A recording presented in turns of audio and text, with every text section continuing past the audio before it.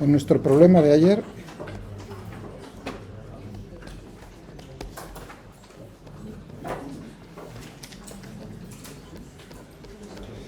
del canal,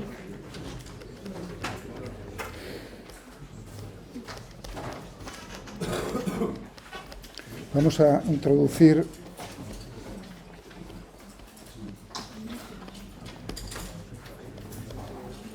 la gravedad. Y veréis cómo lo vamos a introducir de dos maneras. Primero, pues ver que lo que yo dije, que si la gravedad está actuando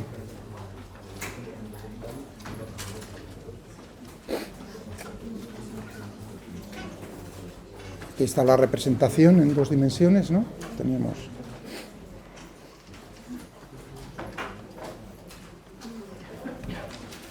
el eje X, pues vamos a... Esto sería...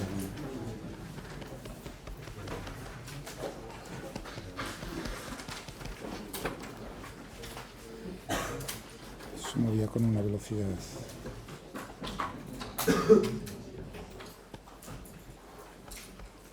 De esta manera. Bueno, ya visteis que este problema nos ha permitido también discutir, o sea, que este problema lo estoy usando para poder hablar de cosas, ¿no? Visteis estacionario, etcétera, compresible, bueno, condiciones también respecto a las condiciones de contorno.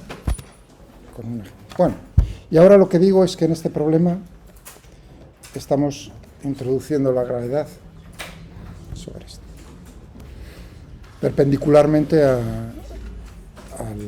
canal. Entonces, el juego es el mismo, o sea que fijaos que en este tema también es aplicación de las leyes de Newton, o sea que todo es, escogemos nuestro cuerpo problema, nuestro ladrillo, y ahora podemos ir un poco más rápido. Aislamos el cuerpo, recordad en las condiciones que habíamos dado: laminar, estacionario, incompresible, newtoniano, todo eso, para que quede grabado, aunque bueno, no podría mirar el vídeo de...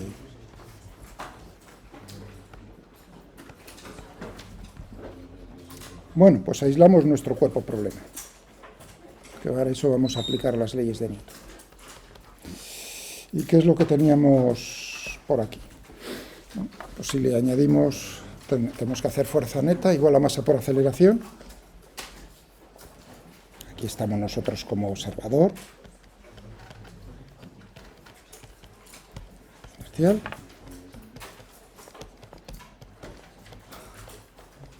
Fuerzas reales igual a la masa por la aceleración.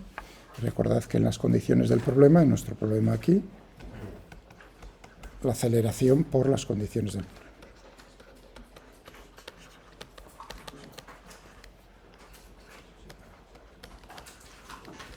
Que habíamos discutido ayer en detalle.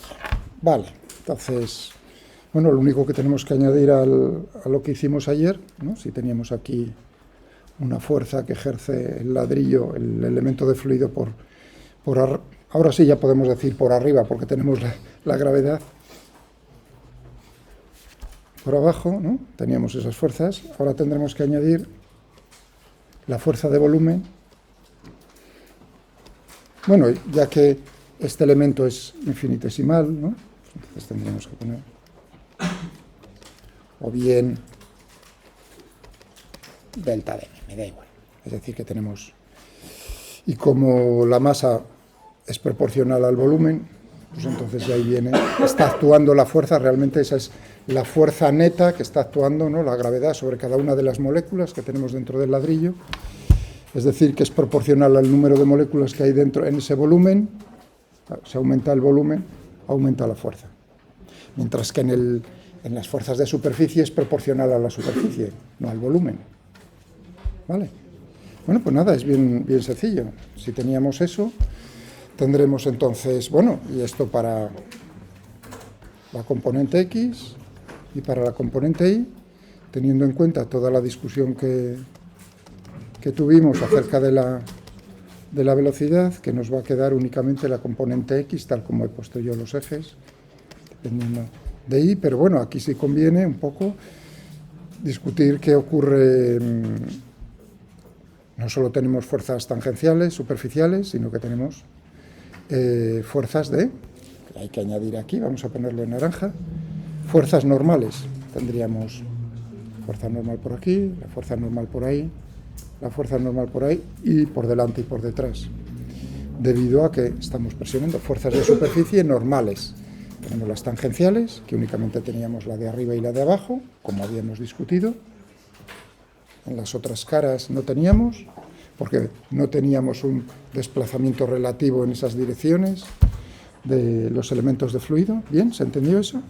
Es decir, que en el diagrama tendremos que añadir el peso y uno dirá, bueno, en principio, por lo que nos dijiste ayer, de que no teníamos la gravedad, las fuerzas normales que ejercen los elementos de fluido en contacto iban a ser normales, es decir, la presión, como están presionando, pero claro, ahora la cosa tiene que cambiar. ¿Por qué tiene que cambiar? Es decir, que ahora estamos pensando en cómo es la presión. Estrés normal.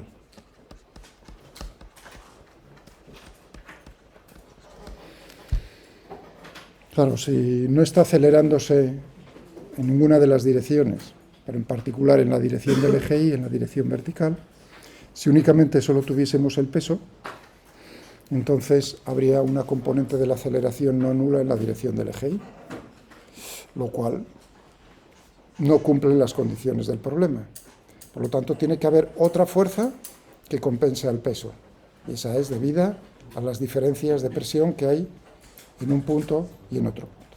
Es decir, que no solo nos tenemos que preocupar en los problemas de cómo va a ser, que es lo que nos preguntaban, la velocidad, sino además cómo es la presión. La presión es un escalar, en principio pues tendríamos el mismo juego, es decir, va a depender de X y Z, va a depender del tiempo, en general del tiempo no, porque es estacionario, entonces de X, de Y, de Z, no puede depender ni de X ni de Z, porque si no tendríamos aceleraciones en esas direcciones, por lo tanto. Bueno, en el eje X, por la discusión que yo hacía, que era que no tenemos bombas de presión, es decir, no estábamos empujando en algún punto, entre dos puntos separados del eje X, no estábamos empujando de alguna manera con una bomba de presión, de tal manera que creásemos una diferencia de presión a lo largo del eje X. Como no tenemos eso, pues efectivamente lo que nos va a quedar es que la presión únicamente puede depender de I. Pero ya no es una constante, ya no es uniforme. Bien, vale, pues nada, vamos a cogernos y hacer esto. A lo largo del eje X, ¿qué es lo que tenemos en las fuerzas? Pues tenemos las mismas que teníamos ayer, ¿no? O sea que puntos suspensivos y que nos quedaba, o sea, es lo mismo que ayer, solo tenemos en esa dirección del espacio las fuerzas de contacto aquí y aquí, que tienen una componente a lo largo del eje X.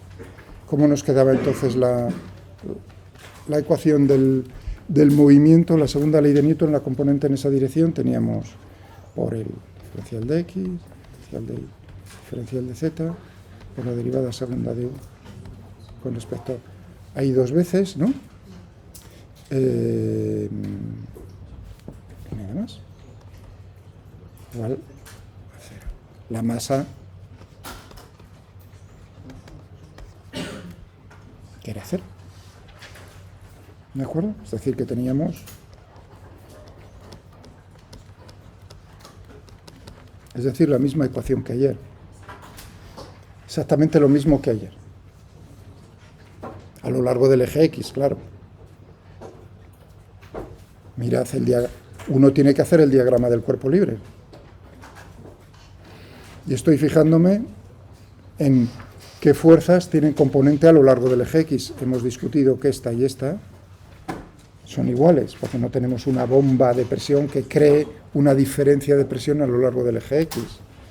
Por lo tanto, si esas dos son iguales, la suma vectorial se anula, es decir, que únicamente tenemos esta y tenemos esta. ¿Alguna duda ayer con lo que hice? ¿No? Vale. Pues entonces llegábamos a esta ecuación, o sea,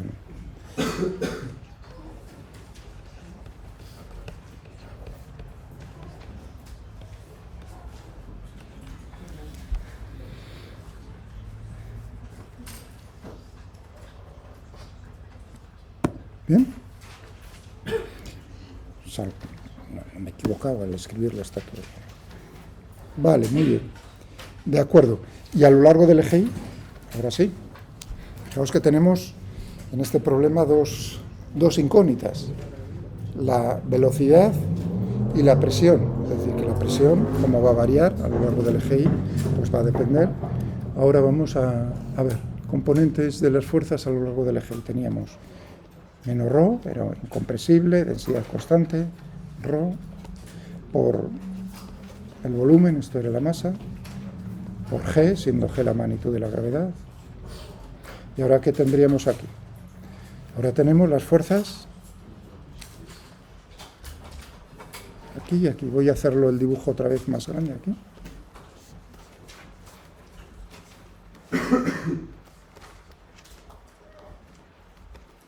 Y tenemos, esto era el eje Y, positivo.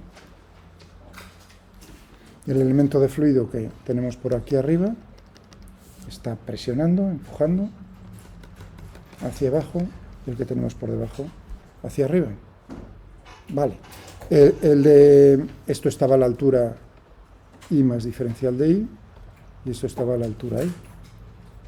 Por lo tanto, tendremos positivo P en I por el área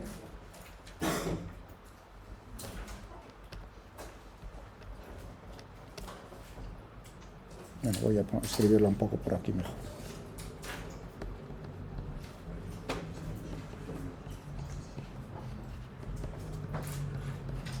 ¿Estamos de acuerdo? Pero ahora tenemos... Vamos a ver esto. Lo estoy poniendo aquí porque me iba allá. Y ahora, esta tiene una componente negativa a lo largo del eje Y, que sería menos P en I, diferencial de I. Y esto iguala 0 porque la aceleración es 0. ¿Bien? Vale. Vamos a ver, entonces, tenemos que hacer, podemos sacar factor común aquí, ¿no? Tendríamos menos ρ,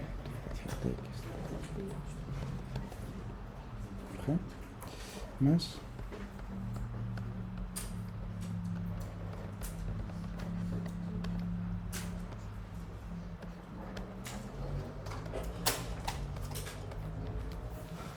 Igual a 0.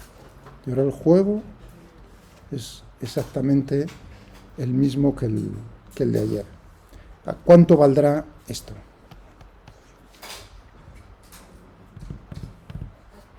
Pues uno dice, hombre, esto va a ser, yo sé que P en I más diferencial de I, menos P en I, pues va a ser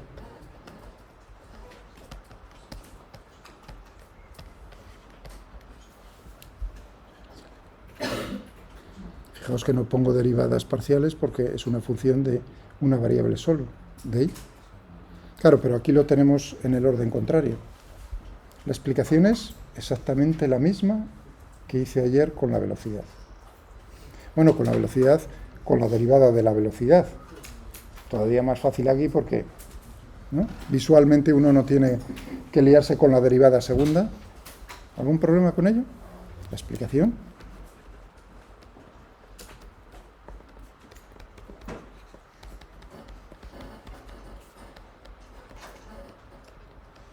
Que haya relativa a la derivada de U con respecto a I evaluado en I, la diferencial de I.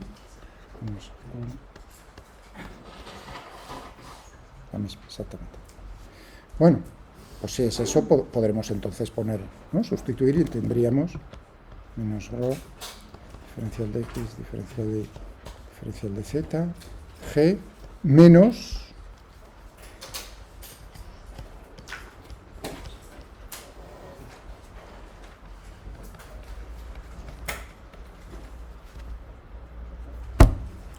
Es decir, que sacamos factor común al volumen infinitesimal y lo que tendremos es, como una ecuación, menos ρ por G menos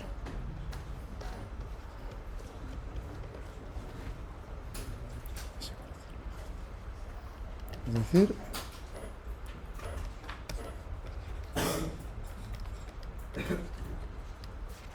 menos ρ por G. Como ρ nos han dicho que es un líquido, ¿no? Un fluido incompresible, ρ es una constante, ρ no depende de I, pues entonces la integración es inmediata. Separación de variables. Bueno, tendríamos, pues entonces, si esto es cierto, ¿de acuerdo? Y entonces tendríamos para I igual a 0, pues tendríamos una presión P sub 0, y para una I, pues tendríamos una P. Es decir, que tendríamos, porque lo que vamos a poder definir no es la presión absoluta, sino las diferencias de presión, la presión manométrica.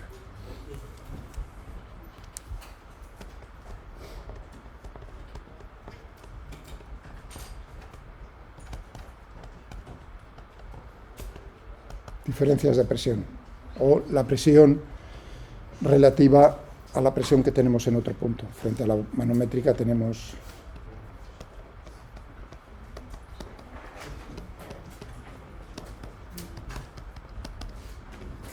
bueno, si integramos esto, P menos P sub 0,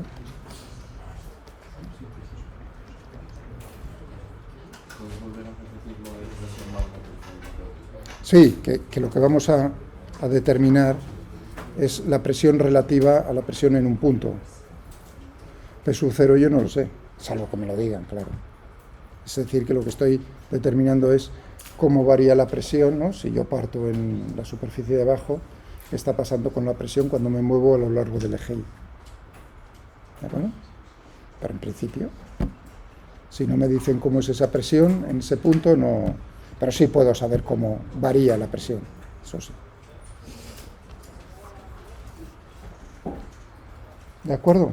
Bueno, estoy cogiendo I, el eje Y, en el sentido contrario a la gravedad. De ahí esto, o sea, que esto me está diciendo que la presión decrece con la altura, según me muevo en el sentido contrario a la gravedad.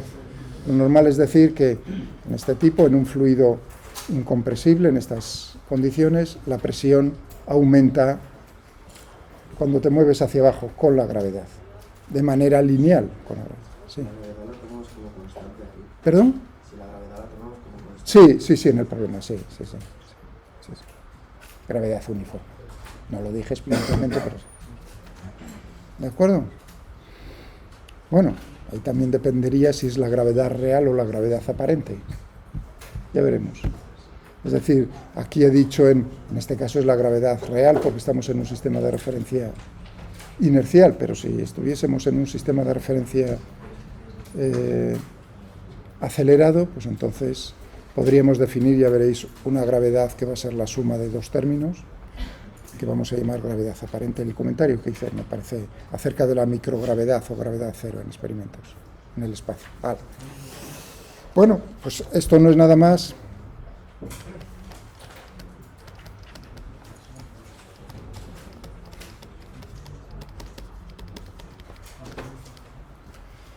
que la presión hidrostática.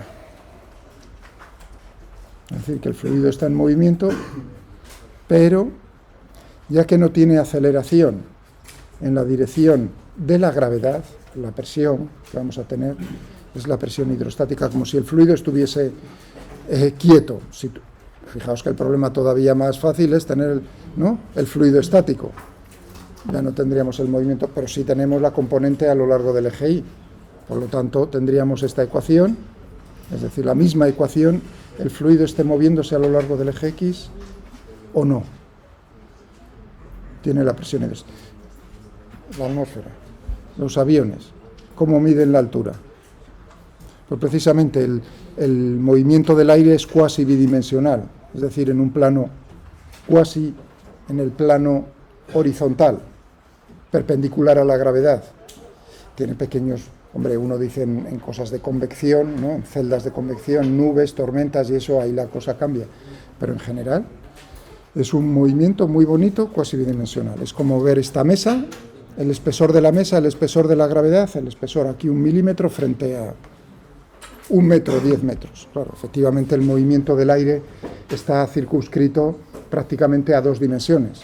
Si eso es así, no tiene prácticamente aceleración vertical, lo cual quiere decir que también podemos aplicar en ese movimiento muy bien la aproximación hidrostática. A eso se le llama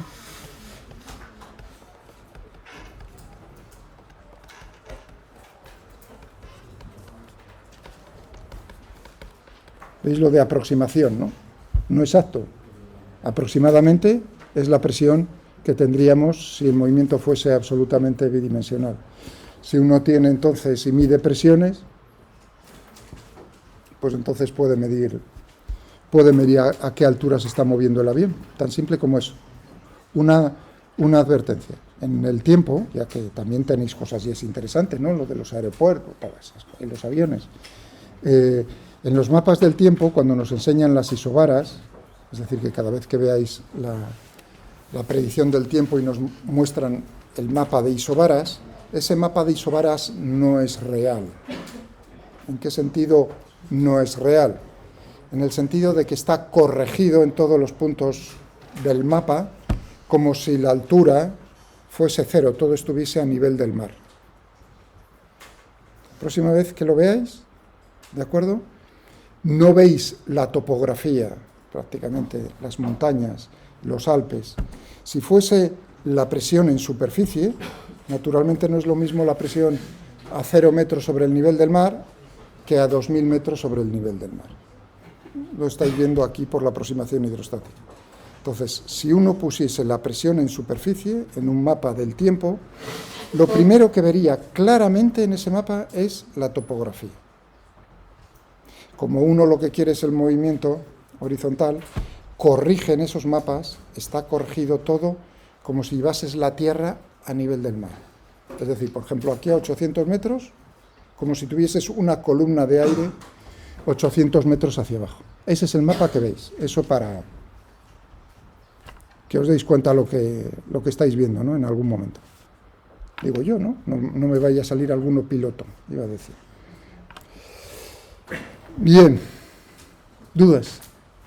Sencillo, ¿no? ¿Sí? Bueno, pero claro, ahora le podemos hacer, ya puestos que estamos con esto, le hacemos una perrería. Inclinamos el canal. Otra modificación.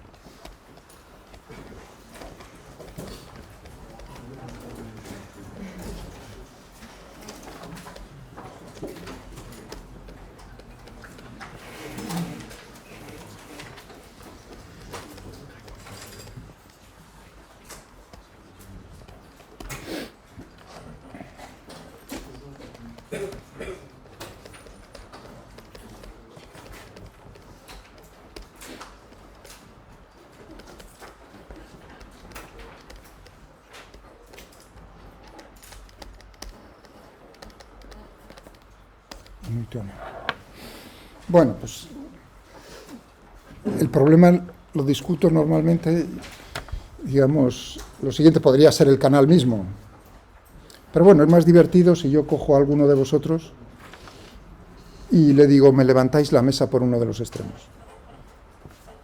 Imaginaos, por aquí, digo, a 2 esclavos, me levantáis un poco y me inclináis la superficie de la mesa, que es superficie horizontal. Yo cojo una jarra con glicerina, bueno, glicerina porque tiene una viscosidad grande. Iba a decir, pues si cojo agua iba a haber turbulencia y va muy rápida la cosa. Entonces cojo glicerina, que tiene mucha viscosidad, es decir, mucho rozamiento va a haber, y por la parte alta cojo la jarra de alguna manera y esparzo glicerina de tal manera que la glicerina va a fluir cuesta abajo por la mesa hasta caer por el otro extremo. ¿De acuerdo? ¿Bien? ¿Las condiciones del problema? Consideramos, que yo lo he hecho uniformemente, es decir, ¿no?, que va a ser una capa de glicerina, una capa de líquido uniforme. El espesor nos lo dan, lo mismo que el espesor que teníamos en el canal. Aquí me dicen, tú echas una capa de glicerina sobre la mesa de espesor D, por ejemplo, ¿no?, como dato. Me dicen naturalmente cuál es la inclinación y me dicen que hasta que se alcance la situación estacionaria, es decir, que voy a tener que echar la misma cantidad de glicerina por aquí que la que está cayendo por el borde. Como aproximación en el movimiento, voy a pensar que la mesa es infinitamente grande. Claro, porque si no estoy rompiendo la simetría, pues a lo largo del eje Z, por ejemplo, ¿no? Y también a lo largo del eje X, efectivamente. Pero no le hago nada más que eso. Es decir, que en este caso el movimiento va a venir dado no por, o sea, cómo pongo el fluido en movimiento y lo mantengo en ese movimiento. Pues no va a ser la lámina, la tabla de arriba, la pared del canal de arriba, la que está con una velocidad determinada y naturalmente empujando por rozamiento al fluido que tengo ahí abajo. Por cierto, que no se me olvide discutir en este problema ya la disipación por la viscosidad. Luego me lo recordáis, por si acaso, que soy muy despistado. ¿Vale? Bueno, tengo aquí apuntadas muchas cosas, pero intento mirar todo lo que tengo apuntado, pero a veces me salta a la vista. Bien, las condiciones. Vamos a hacer un dibujillo en 2 dimensiones.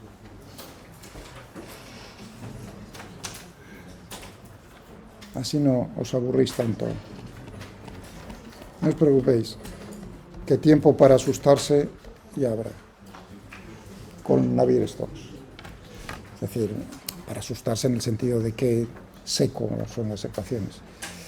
Estas no son, estas son chupadas. Bueno, pues tenemos ahí la mesa inclinada, tengo la gravedad, si digo una inclinación, pues naturalmente tengo la gravedad.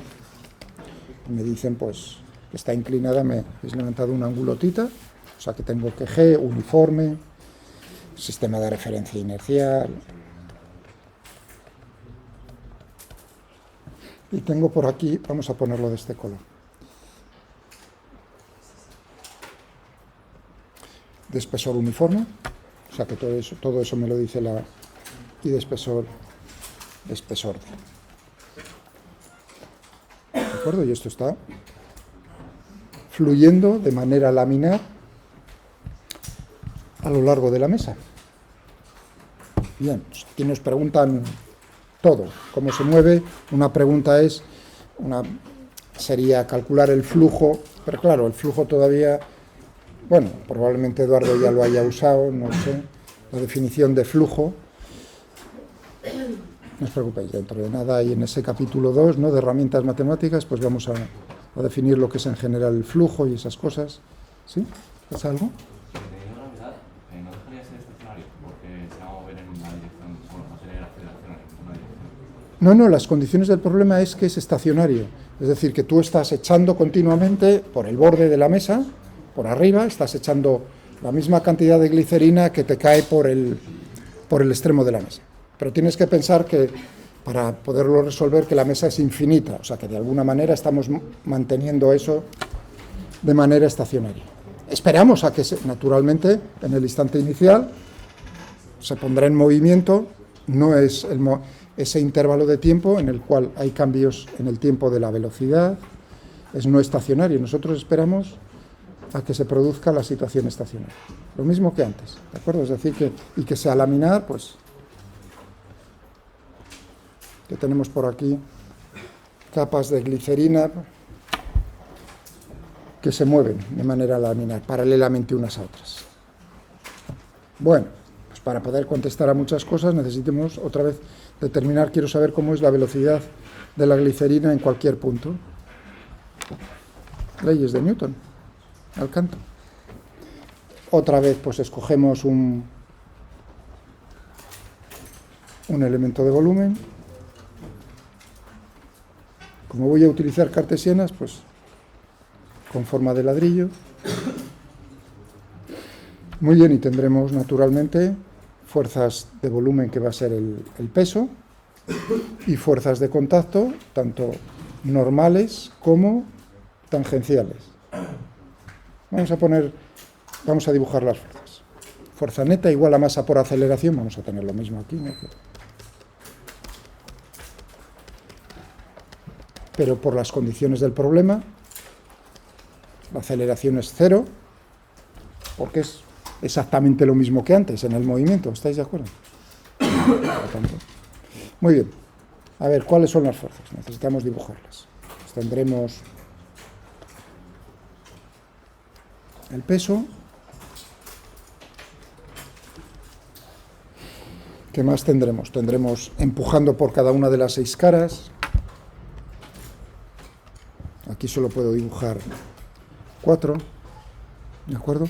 Y tendremos fuerzas de contacto tangenciales, el estrés tangencial, que nos aparecerá únicamente cuando hay diferencias en esa cara, cuando tenemos diferencias en la velocidad en la dirección perpendicular a esa cara.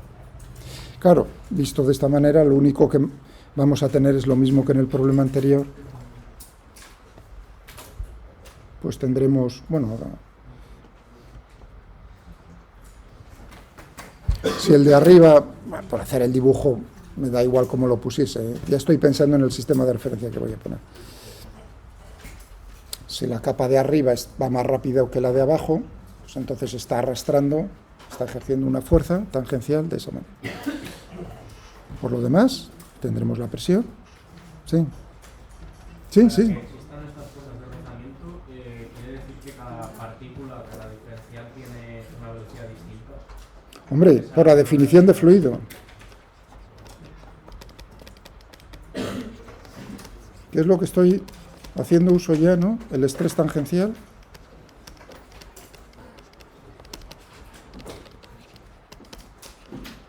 Mu, en la representación que hacía yo tan simple en los problemas, por ejemplo en el canal, teníamos eso. Tened en cuenta cómo era el dibujo.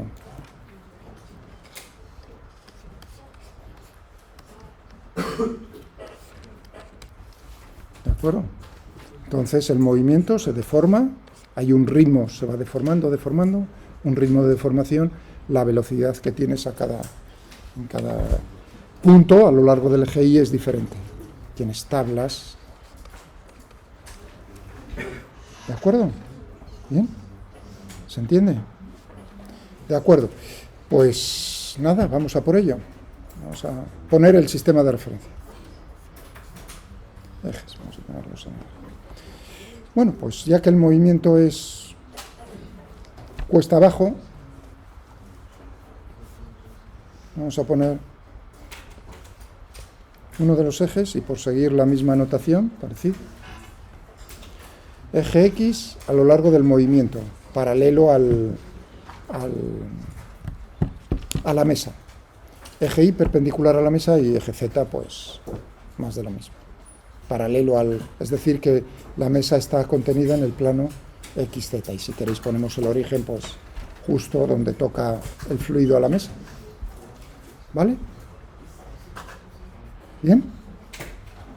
Ya tenemos ahí. Es decir, que tendremos que cogernos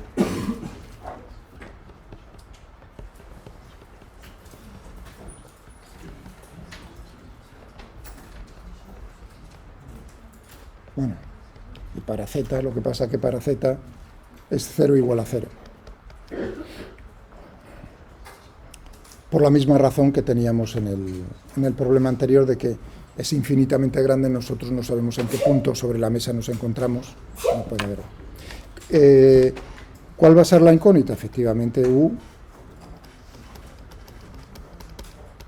Solamente nos va a quedar la componente X, que para eso he puesto los ejes de esa manera, y que va a depender de Y. Y en cuanto a la presión,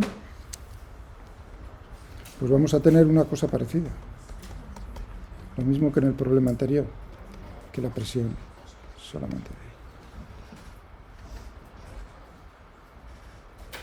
Y. No tenemos ninguna bomba de tal manera que a lo largo del eje X esté creando adicionalmente una diferencia de presión. Únicamente la gravedad está ahí. ¿De acuerdo? Muy bien. Pues nada, para el eje X. ¿Qué es lo que tendríamos para el eje X? Ahora tendremos que proyectar, naturalmente. Pues tenemos una componente del peso, si esto es θ, entonces tendríamos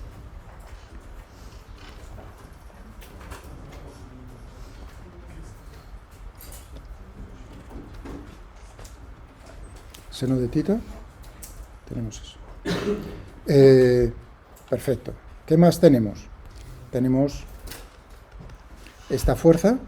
Recordad que este vértice está en I y el otro está en I más diferencial de I. Bueno, pues en I más diferencial de I, ¿qué es lo que tendremos? ¿Positivo? ¿Sí? Sí, no, bueno, la densidad no, que tengo la masa, he puesto la masa. He puesto la masa. Bueno, ¿qué es lo que tendríamos entonces? Mu, por la derivada de respecto a I, evaluado en más diferencial de I, diferencial de X, diferencial de Z.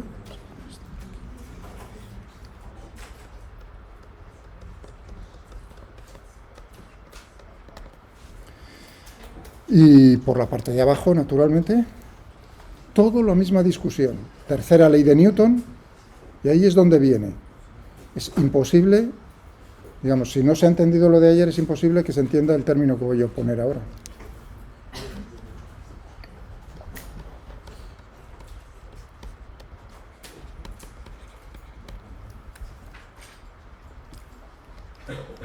¿De dónde viene ese signo menos? La explicación de ayer. El ladrillo que está por encima, ¿qué fuerza hace sobre el de abajo? Ese intermedio sobre el de abajo, tercera ley de Newton, si uno ejerce una fuerza sobre el otro ejerce el segundo sobre el primero, una fuerza con la misma dirección pero sentido contrario. De ahí viene el signo menos. Y todo vendrá determinado cómo está cambiando la velocidad con la altura perpendicular en la dirección perpendicular a la mesa. ¿Algo más? Pues nada más. La aceleración es 0, por lo tanto tendremos ahí 0 patata. Alguien estaría pensando, pero la presión arriba y abajo no será diferente. No tenemos nada que haga cambiar la presión a lo largo del eje X. Únicamente tenemos la gravedad. ¿De acuerdo? Fijaos que se está moviendo hacia abajo. Eso es, imaginaos, porque sé la duda, a pesar de que no lo... Creo yo que la tenéis, creo yo. Fijaos que si yo dejo en caída libre, dejo un elemento de fluido, el canal que pusimos antes horizontal, cuidado que ese puede ser una pregunta. Modificaciones de esta es muy fácil saber si uno está entendiendo, solo tienes que modificar ciertas cosas. Imaginaos que ahora pongo el canal verticalmente. ¿De acuerdo? En las mismas condiciones. Tendríamos, entonces, no tendríamos aceleración, tendríamos ahí la presión hidrostática. ¿De acuerdo? ¿Está claro? Vale. Pero si lo dejo en caída libre, entonces la presión en todos los puntos es la misma. Bueno, pensadlo un poquitín y me lo decís. Tenemos eso y tenemos para ahí. ¿Para ahí qué tendríamos? Pues tendremos la componente del peso, que sería menos... coseno de θ, y tenemos más la presión en I menos la presión en I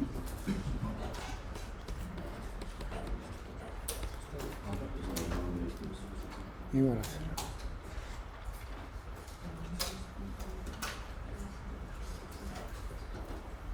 ¿De acuerdo?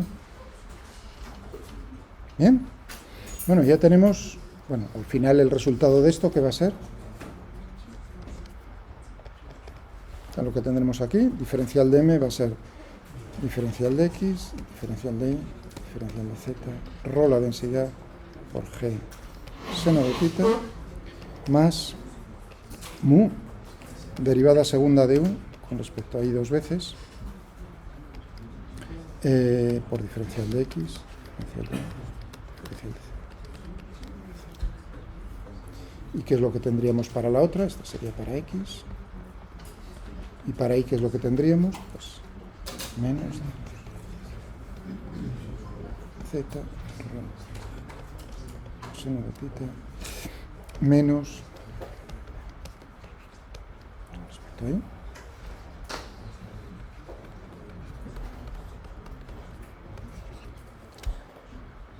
Sí. En la primera parte que usted del EGI, una sería diferencial de Z, como diferencial de Y. ¿Dónde, perdón? Sí, en vez de y sí tienes razón, aquí. Gracias. Era una Z, sí, tienes razón. ¿De acuerdo? El área de la superficie, gracias. Muy bien, ahí tenemos las ecuaciones. Entonces, pues lo que tendremos ahora, cuidado.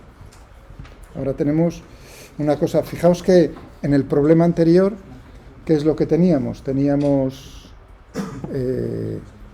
que la velocidad crecía linealmente, ¿no? A lo largo del eje Y. La componente x de la velocidad tenía un comportamiento lineal con la coordenada Y, ¿verdad? ¿Lo recordáis? ¿Veis? Cuando digo estudiar al día, fijaos, de ayer a hoy. Bueno, aquí va a ser diferente, porque la ecuación es, si sacamos factor común, ¿no? En esto, ¿qué es lo que tendremos? Mu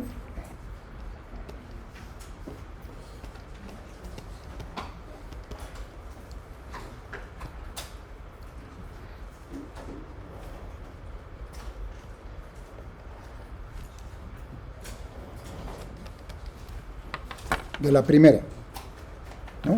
Saco factor común, diferencial de x, diferencial de y, diferencial de z, y lo que tendremos aquí pues será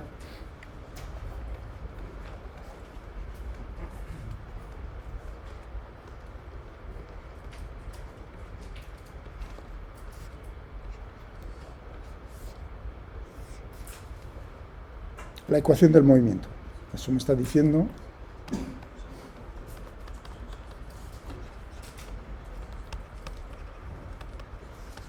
me está describiendo cómo se mueve el... Bueno, claro, en el problema de ayer lo que teníamos era un cero en vez de... Pero todo esto es constante, ¿no? ¿Estáis de acuerdo? Rho me lo están diciendo, G me lo dicen, mu me lo están diciendo, seno de θ me lo están diciendo, por lo tanto, todo esto es una constante. Es decir, que tendremos una función, ¿cuál será?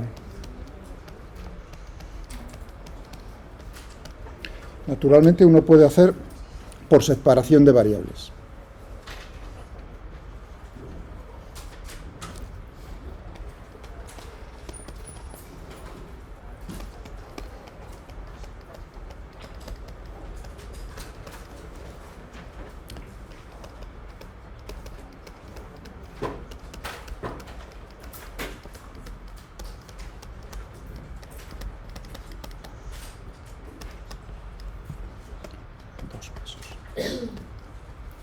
Uno sería naturalmente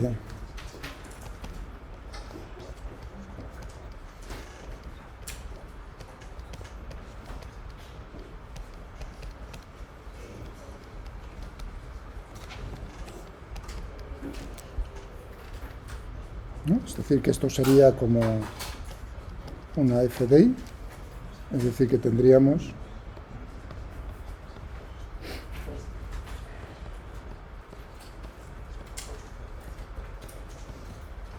dividido por mu, separación de variables,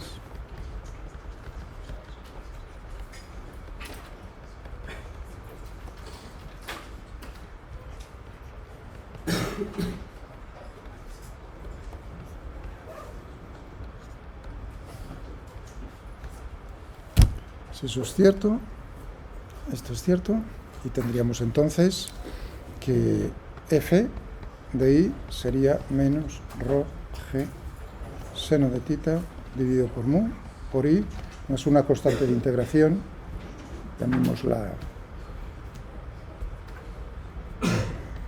C1 si queréis.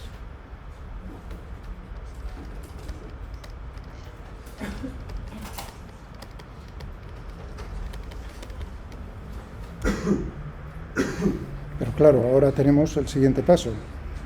Bueno, y tendremos que determinarla de alguna manera. Naturalmente con las condiciones, lo mismo que en el otro problema, con las condiciones de contorno. Ahora tendríamos que la derivada de 1 respecto a i sería menos rho g seno de theta dividido por mu por i más c1, separación de variables. Hombre, siempre es lo más cómodo a la hora de resolver una cosa de estas, que se puedan separar. Aquí tenemos la variable dependiente u y la variable independiente i, poderlas separar, y entonces tendríamos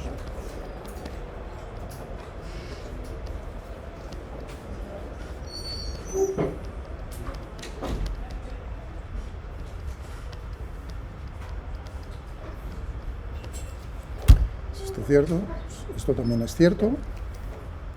Entonces tendríamos pues que u de i sería menos 1/2 de rho g, mierda, como siempre voy a ponerlo aquí abajo.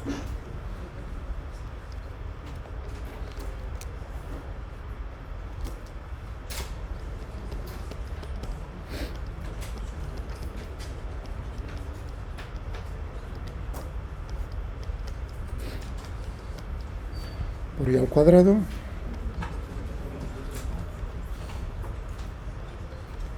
más la siguiente constante de integración.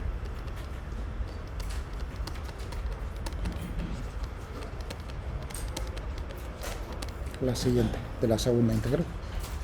¿Cómo determinamos? Pero claro, uno, o sea, lo estoy haciendo por... no sé por qué, la verdad. No, lo estoy haciendo... Fijaos, si me están preguntando por u, que depende de i, y me dicen que su segunda derivada es una constante, no queda más remedio que sea un polinomio de segundo grado. ¿No?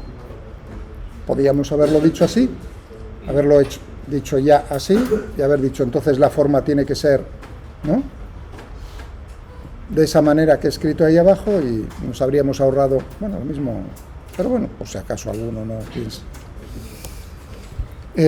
¿Cómo determinamos?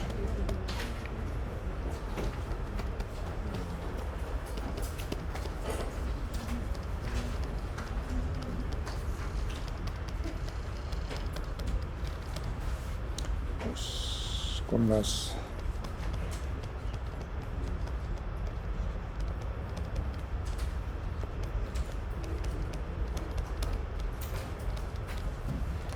condiciones de control. Y ahora viene el momento delicado en este problema, de la comprensión. Claro, en el problema del canal tenemos dos tablas y cada una está en movimiento, y le aplicábamos las condiciones no slip, ¿no?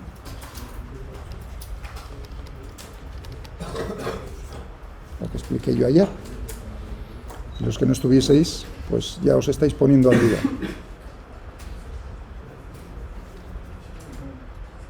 ¿De acuerdo? Aunque yo creo que más o menos estáis todos los que estáis aquí. Es decir, que no me venga nadie a preguntar, oye, ¿me explicas otra vez lo del sleep y no sleep? Puedes preguntar las dudas que te surjan durante el estudio si no has venido, pero no repito ninguna clase, por la razón que sea. Ya, vale, tenemos una bien clara, ¿no? Que es... Hombre, la mesa está quieta. Cero patatero, ¿no? Tendríamos ahí. Pero, ¿de dónde saco otra? Son las leyes de Newton. Pues este año, este problema lo estoy haciendo más pronto que otros años. Ya que empecé como un ejemplo, digo, pues vamos a aprovecharlo también. Ya que estamos hablando de las condiciones de contorno, necesito otra.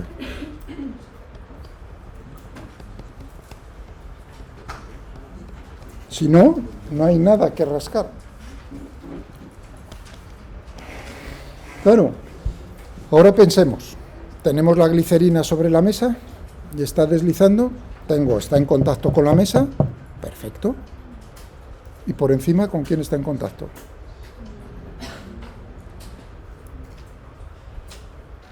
Hombre, en principio me diríais con el aire, ¿no? Entonces tendríamos el movimiento, tendría que considerar en ese problema el movimiento de dos, suponiendo que el aire se moviese en esas condiciones también de forma laminar, entonces tendría un problema de dos fluidos en contacto que tienen un movimiento laminar, estacionario, incompresible, etcétera.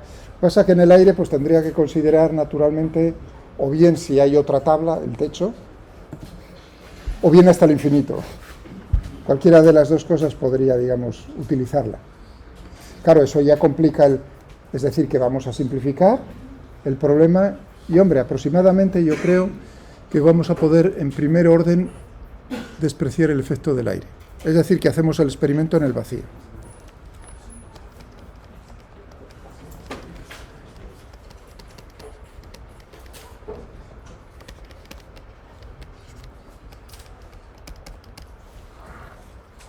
Es decir, que no hay nada por encima. No hay nada.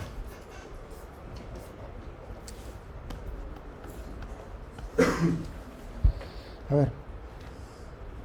Bueno, si era eso que antes estaba pensando, ahí no habría o sea, en vez de fuerza normal hemos puesto la presión también. Bueno, por ahora solo me estoy ocupando de la componente X. Luego, si quieres, o sea, del eje Y, vamos, de la componente a lo largo del eje X de la segunda ley de Newton. Sí, tenemos la otra, no te preocupes, esa es la que me va a decir cómo cambia la presión. Pero el movimiento, o sea, ya tengo la ecuación del movimiento. Y yo quiero saber cómo es la velocidad, porque quiero saber cuánto cae por el borde. ¿De acuerdo? Pero tengo la solución general. Está en la solución general.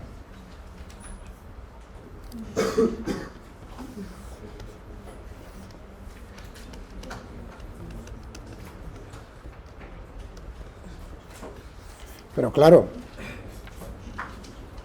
yo quiero mi solución particular. Necesito C1 y C2. Necesito dos ecuaciones. Una es clara. No slip con la mesa. Y igual a D sea recorte por el seno de I. Vamos a ver. Una opción. A ver qué me dice vuestro compañero. ¿Tú cómo me dijiste el nombre?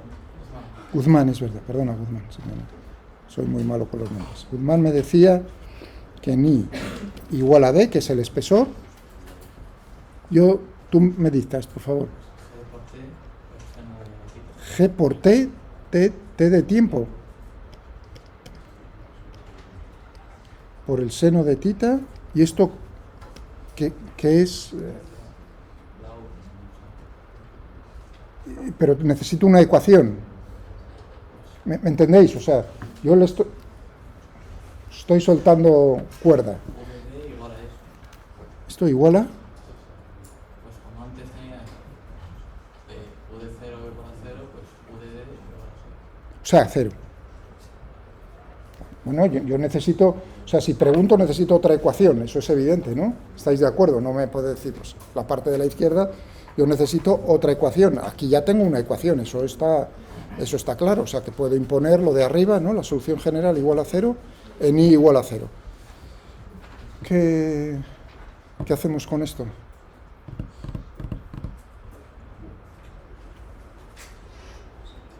Yo diría que mucho sentido no tiene.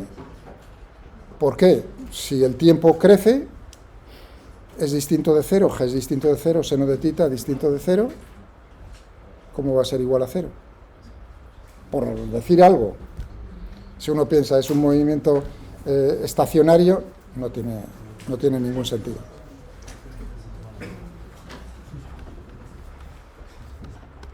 Pero gracias, Guzmán. Pero o sea, no te digo que esté igual a 0, te digo o sea, lo mismo de arriba, pero en vez de I igual a 0, I igual a D. Vale. O sea, G. UDD. Bueno, eso ya. Eso es lo que debe decir. Vale, de acuerdo. Muy bien. Es que lo otro, perdona, entendí. Como me dijiste lo mismo que abajo, lo entendí yo mal. Te pido disculpas. U de D. Es decir, que cojo la expresión de arriba. Bueno, esto ya hace sangre con Guzmán, os doy permiso. No, o sea, si quieres que no me fijo, el intento, 1 frente a... ¿Cuántos entran aquí? Es decir, que yo no pido que esté bien la cosa, sino lo que pido es lo mismo que Guzmán, que participéis abiertamente. Bueno, ¿qué me diríais? No sé, ¿qué cosas, cuando dije hacer sangre, que no te moleste Guzmán, es ¿qué defectos veis?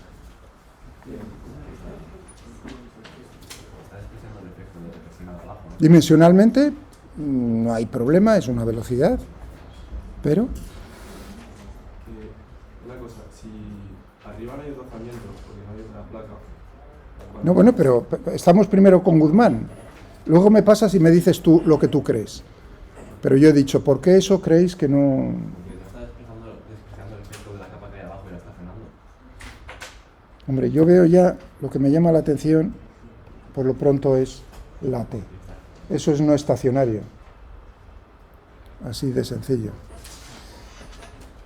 Segundo, entonces estás considerando como el movimiento de un cuerpo, de un bloque sobre una superficie inclinada, es lo que estás considerando, sin rozamiento. Imagínate tú esto.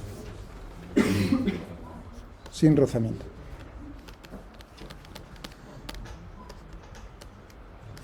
Eso es G. Y esto es θ. ¿De acuerdo? Si yo digo cómo es la velocidad que tiene ese cuerpo, un problema bien sencillo, cómo está deslizando a lo largo de la superficie, efectivamente, vuestro compañero tiene toda la razón, más el término de la velocidad inicial, v sub 0 más g por t por el seno de θ. Toda la razón tendrías. Pero es que tenemos rozamientos. ¿Ves por dónde? Es decir, que la contestación que ha dado vuestro compañero, efectivamente se refiere a un problema sencillo de un bloque sólido sobre una superficie inclinada sin rozamiento. Pero bueno, yo creo que ambas razones, Guzmán, ¿estás de acuerdo conmigo? Que no es ya esa llama la atención de decir, pero si el problema te está diciendo que es estacionario, no puede depender del tiempo.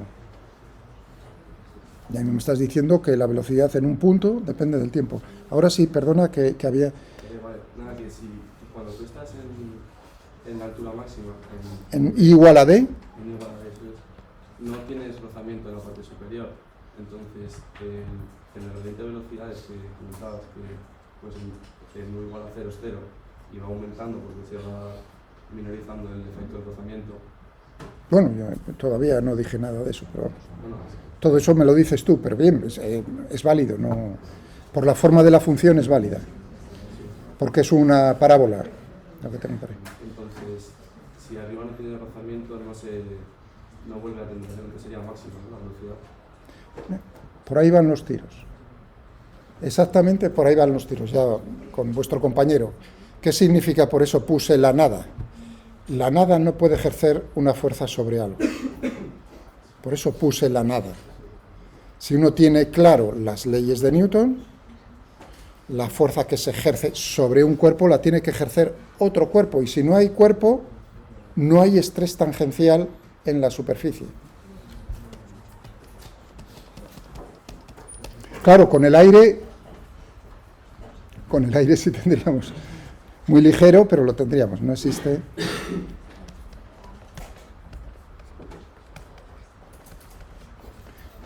Más bien, de aquí sacamos la conclusión de que es máxima. No al contrario, o sea, decir la explicación, la velocidad es máxima, puedes tenerlo bien en la cabeza, pero a mí no me gusta en el sentido de que esa conclusión la sacas precisamente de esto, de aplicar las leyes de Newton. Efectivamente, no existe estrés tangencial con el vacío. Eso implica que la derivada de U, porque el estrés tangencial, ¿cómo sería? Mu por la derivada de u con respecto a i, evaluado en i igual a d, y esto tendría que ser el estrés tangencial, que tiene que ser 0, efectivamente. Tercera ley, ahí ya ni pongo signo positivo y negativo, porque claro, tendríamos la fuerza que ejerce el vacío sobre la glicerina sobre el vacío da igual. Bueno, es decir, que tendríamos como segunda condición, primera condición, la segunda, ¿qué tal? ¿Se ha entendido? ¿Sí? La segunda pues tendríamos... Claro, y ahí la conclusión que saca vuestro compañero es que si yo dibujo aquí u en función de i, la pendiente es 0, máximo mínimo punto de inflexión, efectivamente.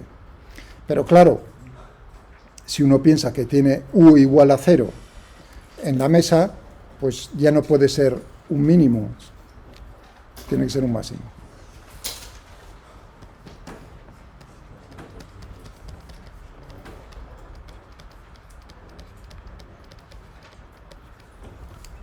Máximo. Bueno, si imponemos ambas cosas, pues tendremos uy, ¿bien? Bueno.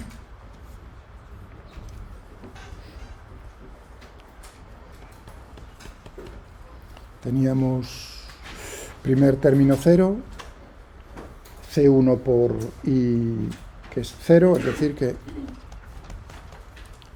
C2 es igual a 0. Tal como he escogido el origen en... Cuidado. Y que la derivada de u con respecto a i en i igual a d es igual a 0, pues no nos queda más remedio que como era la derivada de u, pues tendríamos menos g rho, ¿no? Si no me equivoco, seno de tita dividido por mu, por i, o sea, por d, más c1, es decir, que c1, perdón, más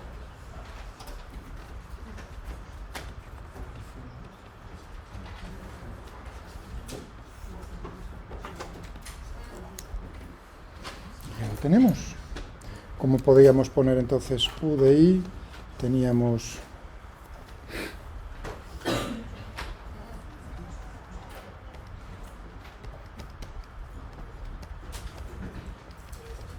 rho g seno de tita mu y al cuadrado más g rho seno mu d por i. Se puede poner quizás un poco más compacto,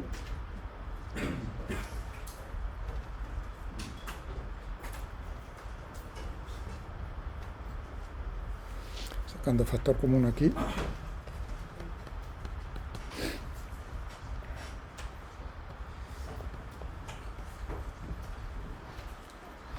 Tendríamos pues de menos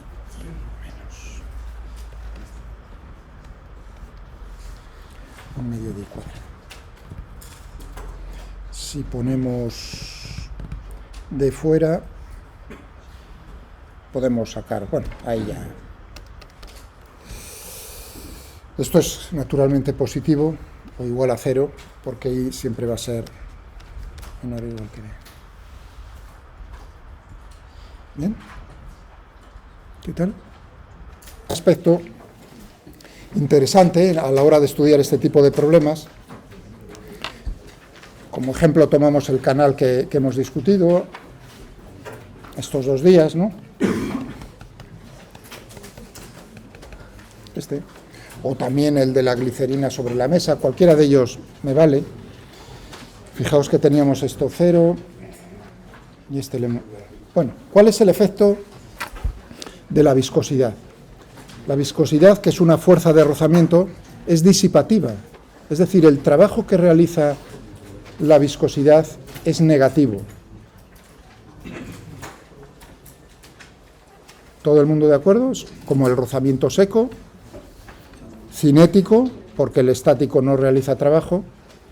Entonces, la fuerza por desplazamiento son 2 vectores que tienen sentidos contrarios, la misma dirección, sentido contrario, por lo tanto es disipativa, el trabajo que realiza es negativo. ¿Qué significa eso desde el punto de vista de la conservación de la energía? Que lo que está haciendo es transformar energía cinética en energía también cinética, que es energía térmica, a Eduardo. ¿De acuerdo? Le pasamos la energía a Eduardo García Ortega, a termodinámica. ¿Bien? ¿No? O sea que nos podemos preguntar entonces en estos problemas cuál es la potencia disipada por la viscosidad, rozamiento, los problemas anteriores, por ejemplo en el canal.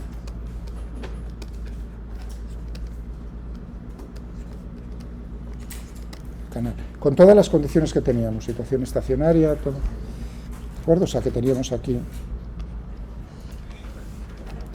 Bueno, para mantener, no sé si os habéis dado cuenta o lo comenté yo ayer o lo dije en algún momento, para mantener la situación esta estacionaria, alguien tiene que estar manteniendo con velocidad constante a esta tabla y sujetando esta otra. Porque claro, si nosotros tenemos que esta tabla realiza una fuerza, un estrés tangencial sobre el fluido que está en contacto con él, ¿no? Con la tabla, con ella. Entonces, tercera ley de Newton, el fluido que está en contacto con la tabla realiza una fuerza sobre el fluido que está en contacto con la tabla realiza una fuerza sobre la tabla. ¿Cómo era en este problema? Supongamos, tenemos aquí el elemento de fluido, ¿no? Pues teníamos que se realizaba una fuerza sobre la superficie esa por encima. De esta manera, el fluido que tenemos por abajo lo que hace es frenarlo. Bueno, claro, esta fuerza es la que está realizando la tabla sobre el fluido. Tercera ley de Newton, la fuerza que ejerce el fluido sobre la tabla será un vector que será con la misma dirección, pero sentido contrario, mismo módulo. ¿De acuerdo? Muy bien. Eso significa que si no hay ninguna fuerza más sobre esa tabla, se está decelerando. Se tiene que decelerar. ¿Estáis de acuerdo? Por lo tanto, tendrá que haber por aquí un motor, algo, una persona, algo que esté empujando esto para compensar esa fuerza. ¿De acuerdo? Porque claro, si uno está pensando, dice, la potencia o la energía disipada por la viscosidad, tendríamos que estar analizando cada uno de los elementos de fluido en contacto con otros y ver cómo es ese trabajo para integrarlo todo en el volumen del espacio, cosa que podremos hacer en su momento, pero ¿para qué? Si sale más fácil si uno piensa en la conservación de la energía, el principio de la conservación de la energía. Pero en principio uno tendría que estar mirando ladrillo por ladrillo y ver cómo es ese trabajo por unidad de tiempo o potencia. Yo lo que os estoy llevando a pensar es que si tenemos la conservación de la energía y esta persona que tenemos por ahí tiene que estar empujando, realizando una fuerza igual en magnitud, igual en dirección, pero sentido contrario que la que hace el fluido sobre la tabla, para mantenerlo como con velocidad constante, porque si no, no tendríamos velocidad constante, segunda ley de Newton, aceleración cero de la tabla, lógico. Pues entonces, esta persona está realizando, y aquí tendríamos a alguien que lo esté sujetando también, está realizando un trabajo, ¿no? Un trabajo por unidad de tiempo, potencia. ¿Cuál es la potencia que está realizando esa persona?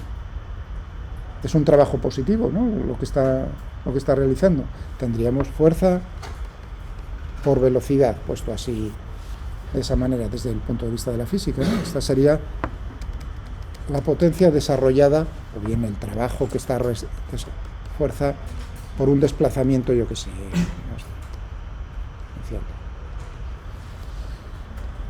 eso para recordar lo que es el trabajo y lo que es la potencia. Vale, pero en qué, digamos, si la situación es estacionaria y lo que está haciendo esa persona es inyectar energía por unidad de tiempo en el sistema, ¿qué pasa con esa energía?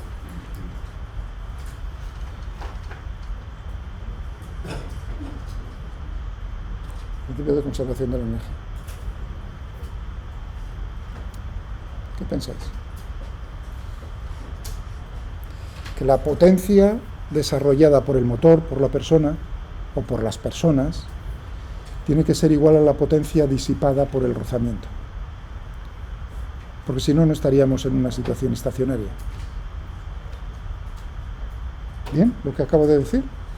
Claro, ese cálculo me va a resultar mucho más fácil de hacer que tener que integrar en todo este volumen y hallar la potencia disipada o el trabajo que se realiza por la viscosidad directamente, porque estoy pensando en la conservación de la energía.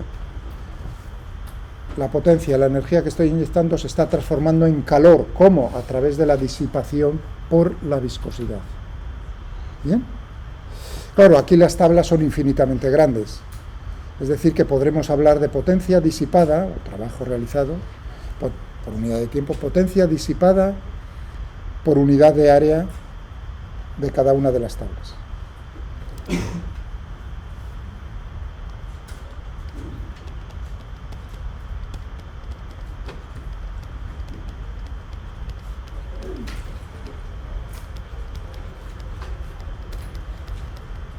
Por unidad de área. Porque claro, si lo que tenemos es el estrés tangencial para uno fluido tabla y la fuerza es estrés por área, pues claro, si el área es infinita, efectivamente la fuerza que tiene que hacerse desde fuera para toda la tabla infinita es infinita. Por eso tenemos que hablar por unidad de área. ¿Qué tal vamos hasta ahí? ¿Bien?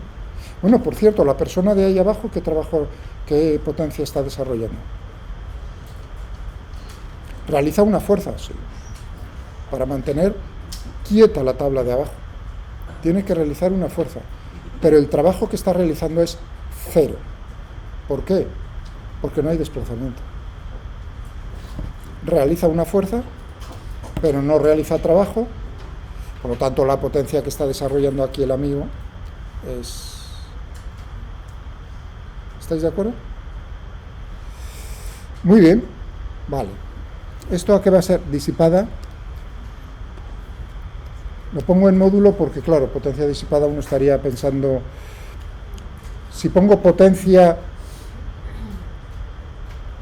es decir, trabajo por unidad de tiempo que realiza la viscosidad, eso es negativo. Si hablo de potencia disipada, uno ya está pensando en el módulo de ello. Es decir, que va a ser una cantidad positiva. ¿Entendéis lo que estoy diciendo? Porque le estoy añadiendo la palabra disipada, es decir, vale, ¿a qué va a ser igual entonces? A la potencia desarrollada por el motor.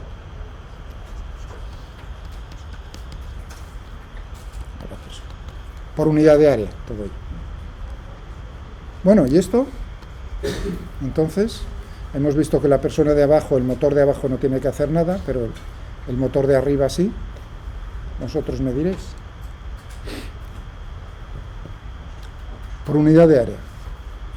Tau, estrés tangencial. Es decir, mu.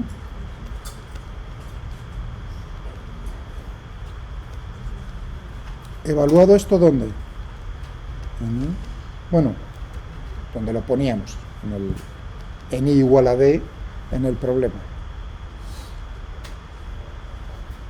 Para la tabla de abajo tendríamos exactamente lo mismo, tau por U, pero U es 0, por lo tanto, es decir que si no tendríamos que sumarle los dos términos. ¿De acuerdo? ¿Entendido?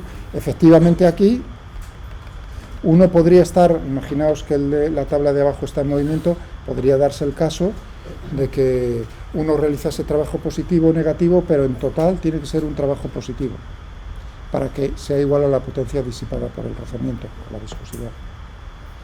Bueno, pues ya lo tendríamos, ¿no? ¿Cuánto valía la derivada de U con respecto a I? Teníamos que U de I era U dividido por D por I, es decir que tendríamos aquí que la derivada de U con respecto a I, como era lineal, U dividido por D, es decir que tendríamos mu